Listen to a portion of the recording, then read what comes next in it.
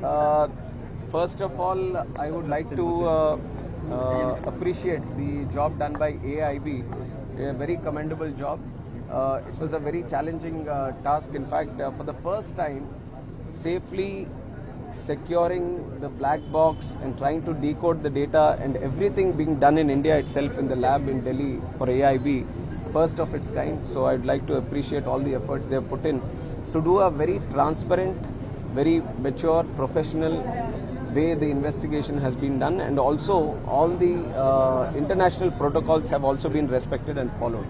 And regarding the report, this is a preliminary report right now, and from the ministry we are analyzing the report, but I think it would be better if we can comment on it once the final report comes in.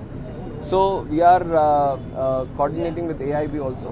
Whatever support or resources they need, we will be providing to them. But AIB will be the primary investigating agency into this, and we are hoping that as soon as possible the final report also comes in so that we can arrive at some conclusion. Sir, conversations between both violence. So right now, like the report has only stated within that there are multiple other things also that need to be looked into before preparing the final report. So we want the final report to come in to look at things. So let us wait till then. Sir, conversation between both pilots, fuel was cut off. It was intentional or not? Accidentally it was happening. No, nothing like that. I don't think we should jump into any conclusions on this. I truly believe we have the most wonderful workforce in terms of pilots and the crew in the whole world. I have to appreciate all the efforts the pilots and the crew in this country are putting into the aviation. They are the backbone of this civil aviation. They are the primary resource of civil aviation, and we care for the welfare and the well-being of our pilots also. So let's not jump to any conclusions at this stage. Let us wait for the final report. Sir, what was your message of the family members? Justice has to be done. So I know it is a very difficult time for the family members, but from our side, whatever best we can do from the ministry, we are trying to assist in that. Sorry, Molapet నుంచి Bogapur. So this is, these are technical things, and that is why we have the investigation agency. And once they are clear with something, they are going to produce the final report. And at this stage, it will be very immature for me also to comment on it. The preliminary has come in, but for something concrete, we have to wait for the final report. And we will assist the AIB in getting it done soon. Sorry, Molapet నుంచి Bogapur వరకు road sanction అయింది అన్నారు. దానిపైన ఏమంటారు?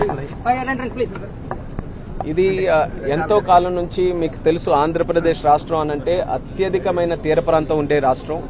తీర ప్రాంతాన్ని పూర్తి శాతం మనం సద్వినియోగం చేసుకోవాలనంటే ఆ కోస్టల్ వెంట ఒక బ్రహ్మాండమైన హైవేని ఒకటి క్రియేట్ చేయాలన్నది ఎంతో కాలం నుంచి ఉన్నటువంటి ఒక కళ.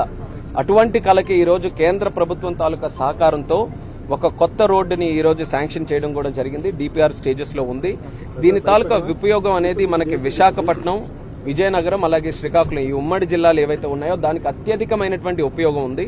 తీర ప్రాంతం నుంచి ముఖ్యంగా ఇక్కడే మనకు పోర్ట్స్ ఉన్నాయి, ఎయిర్పోర్ట్ ఉంది, అలాగే మనకు మూలపేట పోర్ట్ శ్రీకాకుళంలో ఉంది, అలాగే కొత్త ఎయిర్పోర్ట్ కూడా అదే ప్రాంతంలో నిర్మించాలని అనుకుంటున్నాం. కాబట్టి ఒక లాజిస్టిక్స్ హబ్ గా నార్త్ ఆంధ్రాని, ఉత్తరాంధ్రాని మనం క్రియేట్ చేయాలనంటే ఖచ్చితంగా ఒక హైవే ఉండాలి.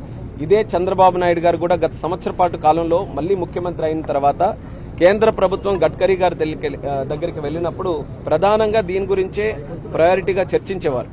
దీని గురించి చర్చిస్తూ ఖచ్చితంగా కేంద్ర ప్రభుత్వం దీనికి సహకరించాలి, నిధులు ఇవ్వాలని కోరిన తర్వాత గడ్కరీ గారు కూడా అంగీకరించి ఈ యొక్క ప్రాజెక్టును కూడా ముందుకు నడిపించడం జరుగుతుంది.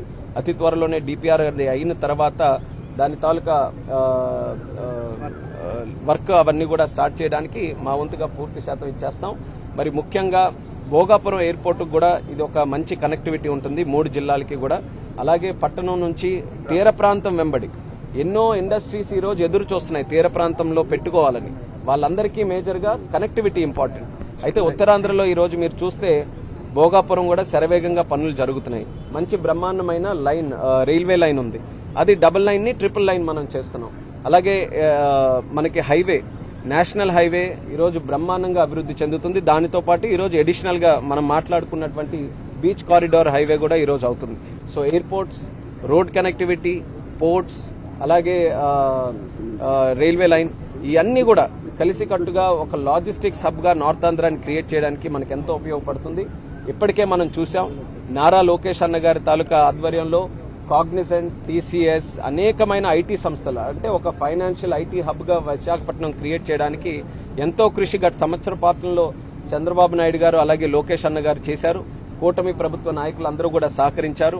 ఈ రోజు ముఖ్యంగా చూసుకుంటే అత్యధికమైన ఇన్వెస్ట్మెంట్స్ ఉత్తరాంధ్రకు వచ్చాయని మనం చెప్పుకోవాలి. ఒక సందర్భంలో ప్రధానమంత్రి మోదీ గారు కూడా వచ్చి సుమారు 2 లక్షల కోట్ల రూపాయలు విలువైనటువంటి ఇన్వెస్ట్మెంట్స్ కి శంకుస్థాపన కూడా చేశారు. రైల్వే జోన్ ని మనం స్టార్ట్ చేసుకోగలుగుతున్నాం.